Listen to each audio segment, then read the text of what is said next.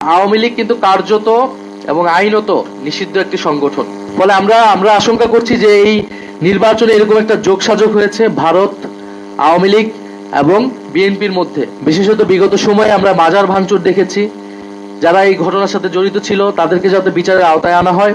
বিভিন্ন জেলা উপজেলায় আওয়ামী লীগের কার্যালয় খুলে দেওয়া হচ্ছে এবং মিডিয়াগুলোতেও কিছু কিছু মিডিয়া সেটাকে ব্যাপকভাবে প্রচার করছে, এমন ভাবে যেন উৎসাহ দেওয়া হচ্ছে। আওয়ামী লীগ কিন্তু কার্যত এবং আইনত নিষিদ্ধ একটি সংগঠন এবং তার বিচার প্রক্রিয়া চলমান আছে।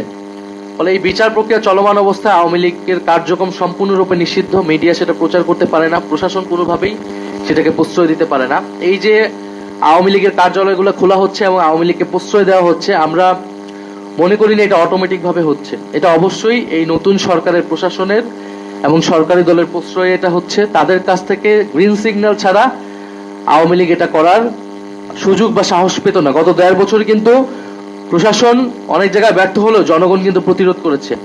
রাজনৈতিক ফ্যাসিবাদ বিরোধী রাজনৈতিক কর্মীরা সেটা প্রতিরোধ করেছে। ফলে আমরা আশঙ্কা করছি যে এই নির্বাচনে এরকম একটা যোগসাজগ হয়েছে ভারত, আওয়ামী লীগ এবং বিএনপির মধ্যে।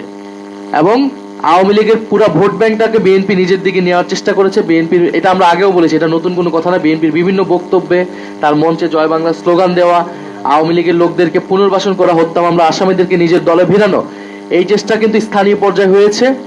কিন্তু এইটা যদি এখন আওয়ামী লীগ সেটার বিনিময়ে, এই ভোট ব্যাংকের বিনিময়ে যদি আওয়ামী লীগের রাজনীতিকে পুনর্বাসনের চেষ্টা করা হয়, তাদের কার্যক্রমকে সুযোগ করে দেওয়া হয়, তাহলে তা কঠোরভাবে প্রতিহত করা হবে। এই সরকারের প্রতি আহ্বান জানাচ্ছি। আমাদের প্রথম আহ্বান থাকবে যে দ্রুত সময়ের মধ্যেই সংবিধান সংস্কার পরিষদ, সরকারি দলের প্রতি আহ্বান থাকবে সংবিধান সংস্কার পরিষদের সদস্য হিসেবে শপথ গ্রহণ করে জাতীয় সংসদ এবং সংস্কার পরিষদ সভার সংবিধান সংস্কার পরিষদের প্রথম অধিবেশন ডাকার জন্য, এবং আইনের শাসন যাতে নিশ্চিত হয়, পুলিশ যাতে দলীয়করণ না হয়। আমরা অলরেডি বিভিন্ন জায়গায় সে ধরনের প্রবণতা দেখছি। রাস্তাঘাটে চলাফেরা যাতে নারীর নিরাপত্তা নিশ্চিত হয়।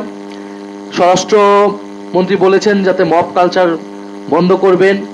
আমরা সাধুবাদ জানাবো সে ধরনের উদ্যোগ গ্রহণ করলে বা আইনের শাসন নিশ্চিত করলে। বিশেষত বিগত সময়ে আমরা মাজার ভাঙচুর দেখেছি।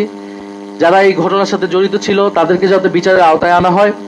তবে মানুষের যাতে ন্যায্য প্রতিবাদ করার বা বিক্ষোভের যে গণতান্ত্রিক অধিকার, সেই অধিকার যাতে সরকার হরণ না করে বা আইন শৃঙ্খলা বাহিনীকে যাতে সেই ক্ষেত্রে ব্যবহার না করে, সেই বিষয়ে যাতে সরকার সতর্ক থাকে, সেই বিষয়ে আমাদের আহ্বান থাকবে।